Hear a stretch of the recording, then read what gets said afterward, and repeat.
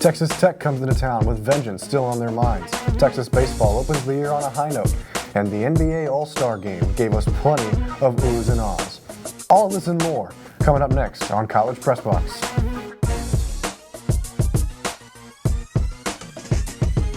Good evening and welcome into College Press Box. I'm your host, Jason Kinander. He's Tommy Yarrish. We have a great show for you today. On Saturday, Texas men's basketball looked to avenge an early February loss to rival Texas Tech in front of a sellout crowd featuring, yes, a well-traveled Texas Tech crowd. Here is how the game went down at the Erwin Center. Texas Tech opening up the scoring with an Adonis Arms floater. Texas in response. Here's Andrew Jones. Ball tipped out corner three. He is hit. And the foul. 4-point play for Mr. Jones. Texas Tech acting quickly here on the defensive end. Arms again going up for the layup. Missing, tipping it up, and getting it to go through for the Red Raiders. 12-10 now. Texas. Timmy Allen taking the ball up, kicking it outside. Jones, hot hand early on. Three-pointer goes down. Here is Andrew Jones again. Christian Bishop working in isolation. He kicks it back to Devin Askew, who kicks it to Andrew Jones, who hits another three-pointer. Raiders wouldn't die there. Little bit of time left in the first half. Tipped up by Marcos Santos Silva. Second half now, Texas Tech off to a 4-point advantage after the two teams went into the break tied. It's Arms again on a three-pointer. Texas working the comeback here. Dribbling out the ball, trying to find a look.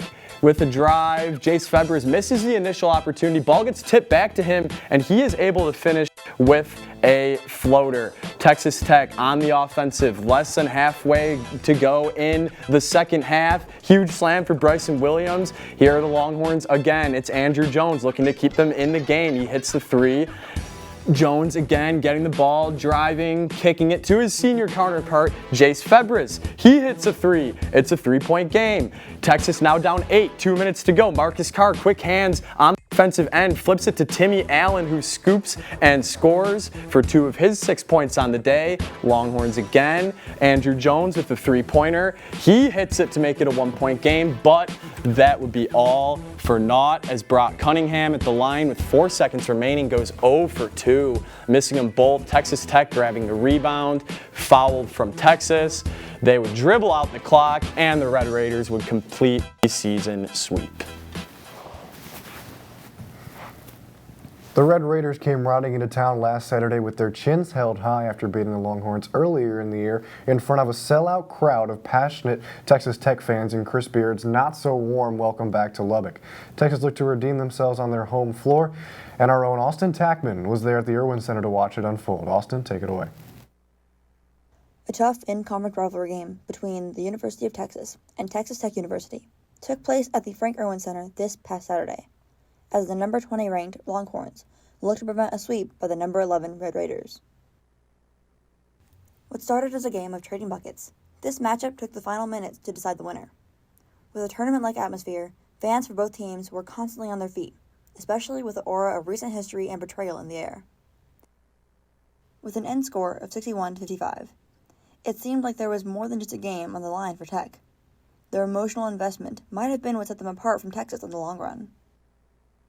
Red Raider player Clarence Nadolny describes the game as personal, quoted by saying, "You don't want to lose to the guy that left you." His former coach, being the current leader of the Texas team, has nothing but positive things to say about his previous team, revealing he pulls for his past recruits anytime except when playing against them. Although Texas kept it close and even managed to end the first half in a tie, Chris Beard, along with players Timmy Allen and Marcus Carr, admit they lost not due to lack of scoring, but rather on the defensive end. Coach commended Tech on the rebounds and says he looks forward to meeting with his own guys to fix a few things before heading into the next conference game against TCU. Hopefully, they can rally together and finish the season on a high note before the start of the tournament. Reporting for TSTV, I'm Austin Tackman. Here with us to talk about Saturday's game is our men's basketball analyst, Carter Yates. Carter, thank you for coming on. Thank you for having me. So, in Chris Beard's inaugural season in Austin, Texas has now lost to the Red Raiders both regular season matchups. So, Why is Texas Tech having such success against the Longhorns and their former coach this season in particular? Well, Jason, at this point in the season, Texas Tech is just a more physical team than Texas, and that's showing up particularly in the paint area. Texas scored just 10 points in the paint on Saturday and allowed Texas Tech to grab 17 offensive rebounds, which they parlayed into 15 second chance points. Nowhere was the lack of paint presence more apparent than with 26 seconds left in the second half. Texas Tech jacks up a three-pointer when they're up 58-55 and it clangs off the basket. Texas needs the rebound to get back on offense and have a chance to tie up the game, but Clarence Nadolny on Tech gets past both Marcus Carr and Timmy Allen to grab the rebound and draw a foul, effectively icing the game. Christian Bishop and Brock Cunningham did their best to establish themselves on the boards, grabbing 11 and 6 respectively, but the rest of the team combined for 19 rebounds in total. Hopefully for Texas, 6'9" forward Trey Mitchell can come back from his personal leave of absence to provide the Longhorns with another big body down low so they can get more points in the paint and prevent other front court players from getting in foul trouble.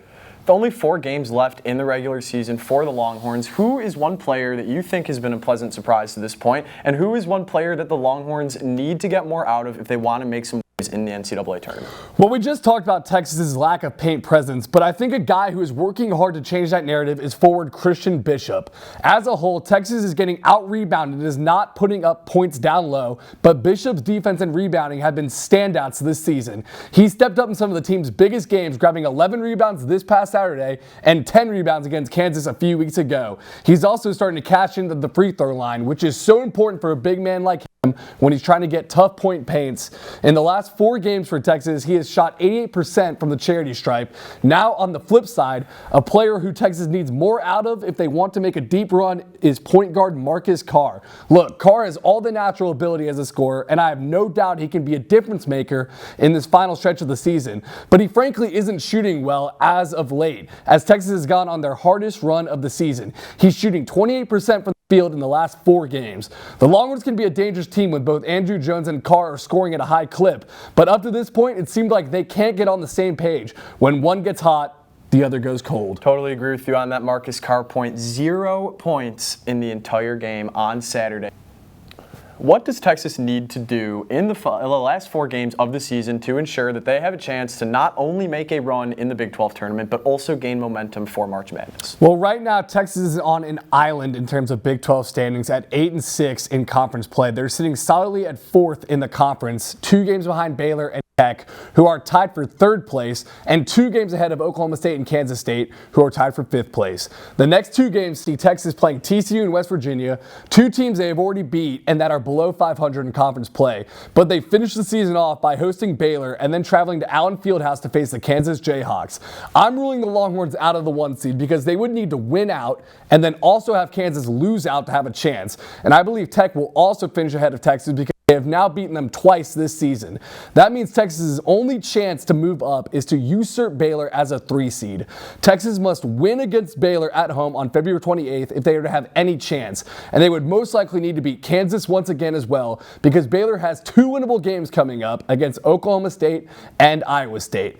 If Baylor goes 2-2 down the stretch and Texas wins out, they would have split the season series against each other and have the exact same conference record, giving Texas a chance at the 3 seed. That Baylor game on February 28th, going to be big, not just for standings, but the final game. When we return on College Press Box, we'll talk the #1 ranked Longhorns baseball team and their impressive opening weekend. That and more coming up after the break.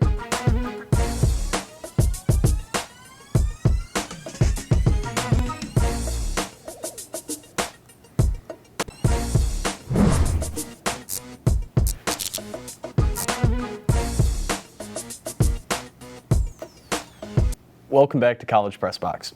Over the weekend, preseason #1 Texas baseball opened their season with a 3-game home series against Rice. If the #1 in front of the Longhorns' name wasn't enough of an indication, this one was not exactly an even matchup. And now we welcome in our baseball analyst, Adam Ogburn. Adam, thank you so much for joining us as usual. Yeah, good to be on tonight, Tommy. Rice is always a tough challenge for the Longhorns to kick off the season, but this time around to open it off, #1 ranked Texas made it look easy in their 3-game sweep of the Owls. How much does opening weekend wins help this team? Yeah, for sure. I mean, this was a big momentum boost for Texas starting off the 2022 season with 3 consecutive victories, able to get out the broom for the sweep against Rice. But, don't get too far ahead of yourself. This was a Rice team that was 23-29 last year. They were 2-14 in 2020 before COVID hit. So it's not the 3 wins that were the biggest storylines, but it's really the margin of victory for Texas throughout the weekend that really was the statement. Texas outscored the Owls 36-3 in their 3 contests, and I think as the number 1 team in the nation, Texas really needed to show that they were ranked number 1 for a reason, despite losing several key players this offseason in Zach Zubia, Mike Tico, Cam Williams, and then pitchers Ty Madden and Cole Quintanilla. So a year ago, another key thing from this team a year ago was Texas failed to finish off several sweeps. They let 3-game series slip away against teams like Houston, West Virginia, Baylor, Oklahoma, who were really on paper inferior opponents. So I think a lot of people expected Texas to come away with the sweep, but Texas ended up delivering a sweep that was in dominant fashion all 3 days. No, absolutely. And there was a lot to take away from opening weekend coming into this season. A lot of talk about the bullpen. Are the Longhorns going to be able to hit as good as they did last year? But out of all the aspects, what was it that really caught your eye across the board? Yeah, for sure. The bats definitely came alive for Texas in this 3-game series, but I think going even deeper than that, it was just the depth of this Texas team. You look at the guys who had an impact this past weekend. Catcher Silas Ardoin, he only batted .239 a year ago, but he finished this weekend batting .500, 4 hits, 3 walks, 5 runs batted in. Eric Kennedy as well, 5 hits and 3 RBIs. He scored 7 runs in total against all 3 games and also drew 3 walks on Sunday game. And then kind of rounding off impressive trio was shortstop Trey Faltini, 5 hits and 6 RBIs over the weekend. So, I mean, you look at those 3 guys, and you look at Ivan Melendez, who's supposed to be the star slugger for this team. He failed to record a hit in the first 2 games. So, seeing these other Longhorns step up, helping fill that void offensively is certainly encouraging. Another really impressive facet of Texas' sweep was its plate discipline. Longhorns drew 28 walks in the 3 games combined. Getting men on base, maybe it's not as big against Rice when you're blowing away the Owls, but later in the year when you go up against better teams, having men on base, having runners in scoring position will be key. Now looking kind of on the pitchers now, Texas is having to replace its ace from last year in Ty Madden, but the starting pitching staff looked really good this past weekend. Pete Hansen and Tristan Stevens both pitched 6 shutout innings, and then Tanner Witt gave up just 1 run in 5 innings on Sunday as he transitioned from a reliever to a starter.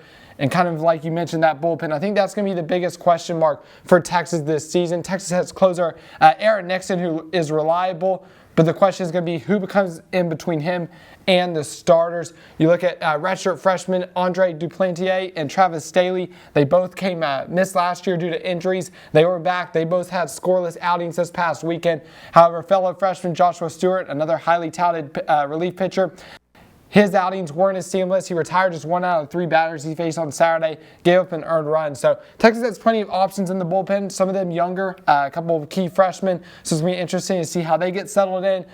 But the bats looked in really good shape, as did the 3 starting pitchers. So I think if Texas continued to exhibit that depth they showed this past weekend, and then with players other than Ivan Melendez contributing offensively, I think Texas is going to be in very good shape this season. It's always good to see those young guys step up at the start of the season against Rice. Now, you mentioned they're not necessarily the best team on paper, but nonetheless a formidable opponent. 16-8 was what they held them to last year in the 3-game series. Texas only putting up 8 more runs than the Owls in what should have been a blowout. We saw it better this time around. So looking ahead now, this Texas team has a lot of battles to fight this season and a loaded schedule. Obviously, that comes with being number 1 and being one of the better teams in the country.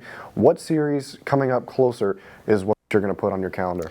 Yeah, they've got one this next weekend against Alabama. I think it's an intriguing series. The Crimson Tide swept Xavier this past weekend as the schedule comes up on the screen there. But Texas struggled with SEC teams out of the gate a year ago as it was outscored 20-4 at the State Farm College Baseball Showdown in Arlington as they faced off against Arkansas, Mississippi State, and Mississippi. And, Alabama was a tournament team ago. I'm looking forward to the Shiners Hospital for Children Classic. Those last 3 games up on the screen where Texas will face off against 8th-ranked LSU, 19th-ranked Tennessee, and a UCLA team that made the tournament a year ago. UCLA did have a bit of a dodgy weekend to open things up against Cal State Northridge as they did drop 1 out of their 3 games against the Matadors. But I think LSU and Tennessee will definitely be formidable opponents for the Longhorns. LSU put up 51 runs in its 3 games against Maine. Tennessee put 33 up in a sweep against Georgia Southern in a 3-game series. So I think those two teams are going to kind of provide the high-level SEC competition that Texas struggled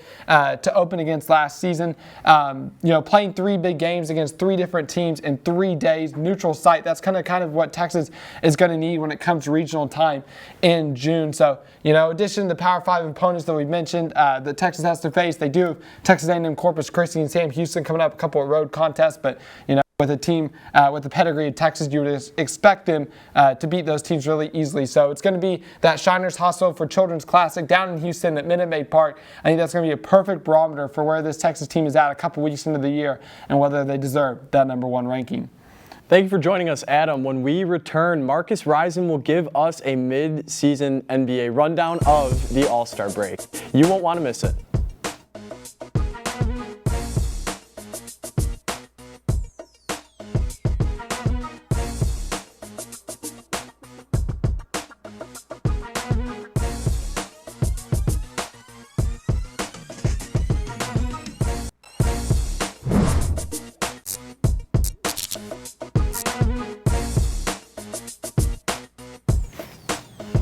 Welcome back into College Press Box. The NBA All-Star Weekend always brings out crowds excited to see the best basketball on the planet. And for more on the exciting weekend in Cleveland, we go to our very own Marcus Risen. Thanks, Tommy. It's that time of year again, everyone. NBA All-Star Weekend. From the Rising Stars game to the three-point contest to the actual All-Star game, the NBA All-Star Weekend has something for everyone. And this year was no difference, aside from one major flop, which we'll get to eventually. If you missed this weekend, I have you covered as I'll go through all the major events and give you the lowdown of NBA All-Star Weekend 2022 in Cleveland, Ohio. So we're going to start off with the three-point contest with Luke Kinander as we'll go to his middle rack. He goes perfect here, a former Duke Blue Devil and current Los Angeles Clipper. Look at the threes. This is his 4th one, and the money ball is good. Will he make the 4-pointer though? He will. That is money, green for money. He ends this round with 28 points. That's the most in the round. From a Duke Blue Devil to the Kentucky Wildcat, this is the Cat Karl-Anthony Towns. As he self-proclaimed the greatest three-point shooter, big man of all time. Let's see if he can prove it today. First rack was a little bit of a letdown. He hit 3, but this next rack, watch this. First one up, good. Second one up, good. Third one up, is it good? It is not good, but 4th one up, good. And 5th one up, good. We're going to go into the corner now. He needs 20 points to beat out CJ McCollum, new Pelican. And he does that with that one just there. He moves on to the second round with 22. There's a little shimmy shake, bang. Karl-Anthony Towns going to the second round where he will start this next one. This is going to be the longest cat video you're going to watch today. As Karl-Anthony Towns absolutely put on a performance here in the final round. As look at this start. Second one gone, but the next 3 are going to go in. 4th one in. 5th one, buckets. This next one is going to be one of the greatest shooting performances you'll ever see. The first one, bang. Second one, bang. Third one, bang. This cat can't miss. It's true that they have 9 lives as he's hitting all these shots. And the buckets. He almost makes his next one, but he doesn't. Spoiler alert, that's off, but it almost goes in. This next shot is huge. He has the money rack. First one in, second one in, third one out. He loves missing the third ones, but the 5th one is in, and the 5th one is in. That's 4 out of 5. Does the big man make the green shot? He does. That's another one for Karl-Anthony Towns. He's in a groove. This next one, swish. Oh, no, it's not. This next one, swish. Third one, swish. 4th one, swish. 5th one, that is another swish. Perfect final 4 there. He needs 2 more to get 29. He gets 29. Spoiler, he doesn't make the last 3, but 29. That is the record for the most points in a final round as Karl-Anthony Towns proves he's a great shooter. The closest one to getting him was Luke Kinander as he ends with 26, only 26, keyword only, as he misses the mark. As Karl-Anthony Towns wins the three-point contest, proving that he may be the greatest three-point shooting big man of all time. Dirk Nowitzki may have something to say about that though, but he does become the first player to win a three-point contest and the first big man since Dirk Nowitzki and Larry Bird, if you want to call him a big man. Now let's move on to something less exciting, and that was the NBA dunk contest.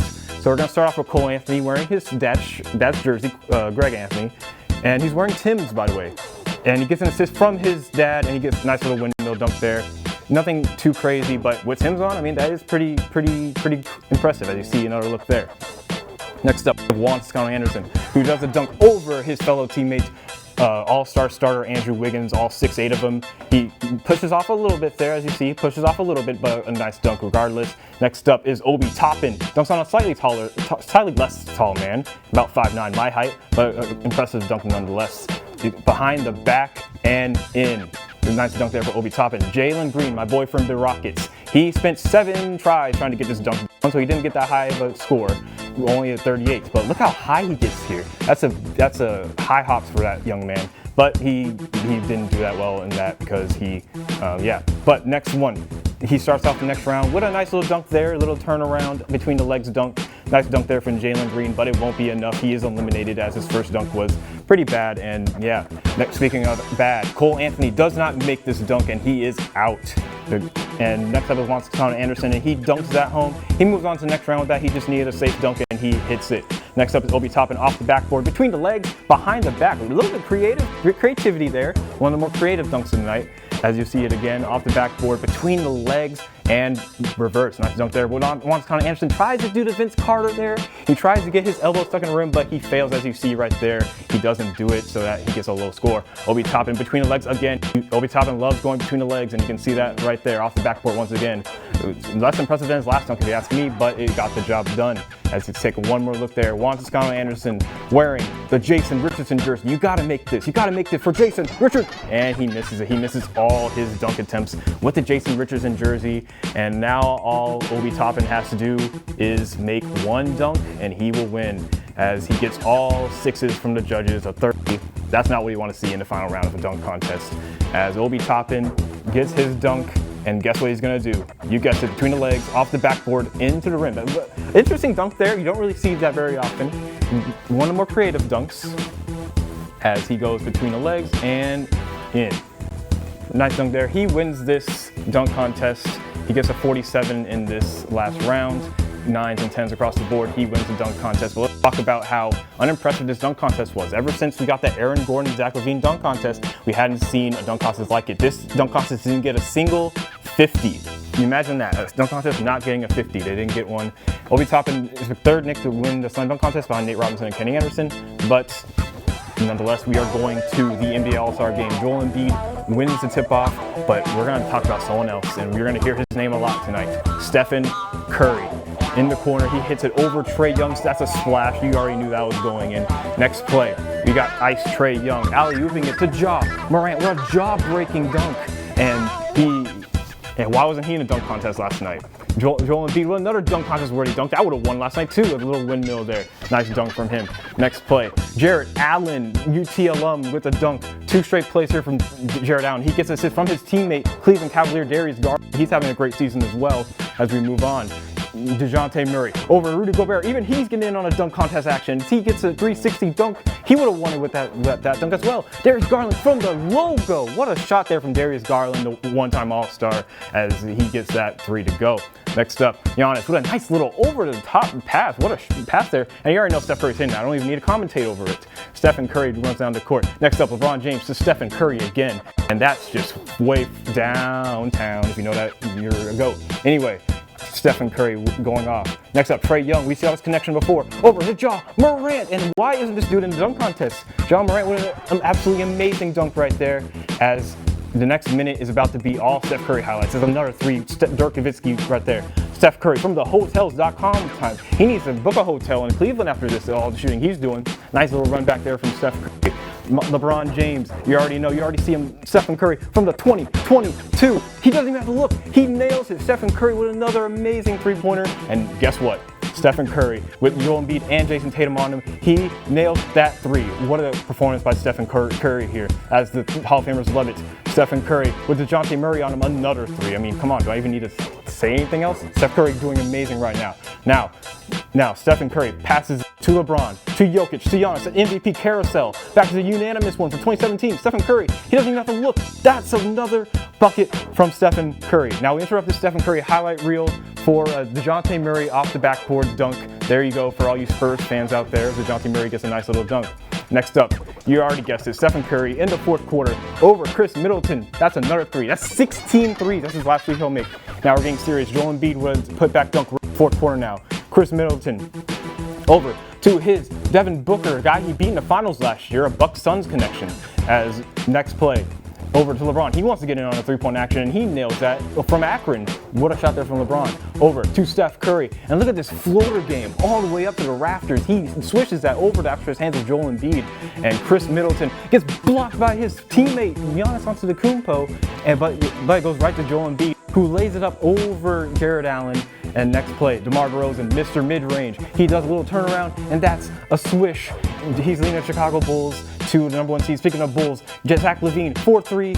That means that the next score wins the game. And you guessed it, get all the way to LeBron James in the post over Zach LaVine. Cleveland, this is for you! And LeBron James wins his 5th consecutive NBA All-Star game as in Cleveland, he hits the game-winning bucket, but the MVP has to go to the man of the hour, Stephen Curry, who had 50 points. That's 1 point away from the NBA All-Star record. Anthony Davis, 51, and 16 threes. That's an NBA record if it was a regular game. And what an incredible performance by Stephen Curry as Team LeBron takes home the NBA All-Star weekend. It's only fitting that the All-Star game played in Cleveland will be ended by who some might consider to go, LeBron James, and a guy from Ohio winning MVP award, Stephen Curry. Jason, Tommy, back to you. Thank you very much for that, Marcus. When we return, we will recap this past week in Texas sports. You won't want to miss it.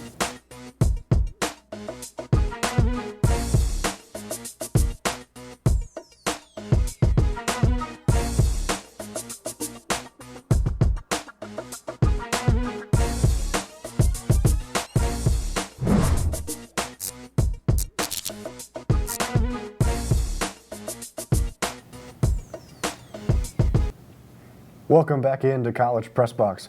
We'll start off our recaps with number 14 women's basketball traveling to Morgantown, West Virginia on Saturday to face the Mountaineers.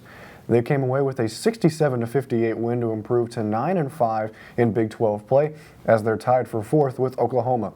Freshman phenom Rory Harmon is continuing her best season yet, obviously her first one, of her young career, putting up 19 points, 8 rebounds, 7 assists, and 3 steals against West Virginia. Texas shot 45% from the field while only taking 1 3-point shot. They also made 19 out of 22 free throws. Dominated on the glass and in the turnover game, out-rebounding the Mountaineers 34-26 and causing 17 turnovers with 17 points coming off of them. They have 4 games remaining before March Madness commences, and up next is Kansas State on Wednesday. 14th ranked men's tennis fell to number 4 TCU on Saturday in the quarterfinals of the ITA National Team Indoor Championships in Seattle, Washington. The Longhorns were able to hold leads in 2 of the 4 matches. However, resilient efforts from TCU earned the Horned Frogs the sweep. Number 3 women's tennis loses to number 4 North Carolina State in a close one last week as the Longhorns fell to 7-2 on the season. NC State was able to pull away with the win thanks to winning 2 out of 3 doubles matches and 3 of 6 singles, moving the Wolfpack to 11-1 on the year. The Longhorns head to Palo Alto on Friday to take on number 15 Stanford. And we will take a look ahead at this week in Texas sports. On Wednesday, men's basketball will take on TCU in the penultimate game at the Frank Erwin Center. That will be at 6 p.m. on ESPN2. Softball will take on North Texas on Wednesday as well. That'll be at 6 p.m. on Longhorn Network. And women's basketball finishing off the Texas sports triple header on Wednesday with a matchup in Manhattan against Kansas State. That game will be seen at 6:30 p.m. on ESPN+. Thursday, women's softball will take on UTSA at 6:30, also on Longhorn Network. Friday, softball will stay in action. Busy first week of the season for softball. They will take on Arizona State at 2 p.m. on Longhorn Network. Friday, baseball will begin their 3-game weekend series against Alabama at 7 p.m. on Longhorn Network. And on Saturday, softball will finish off their busy first week against Tulsa at 11:30 a.m. on Longhorn Network. Men's basketball will head to Morgantown to take on West Virginia in a tough environment at 1 p.m. on ESPN or ESPN2. Baseball will take on Alabama at 1:30, and women's basketball will face off against TCU at 7 p.m. on Longhorn Network. That's going to wrap things up for this week's episode of College Press Box. Make sure to tune in to our other shows this week, including College Crossfire on Wednesday and the 1-0 Sports Show on Friday. On behalf of all the crew here at TSTV, I'm Tommy Yarrish. He's Jason Kinander. Thank you for joining us, and have a good night.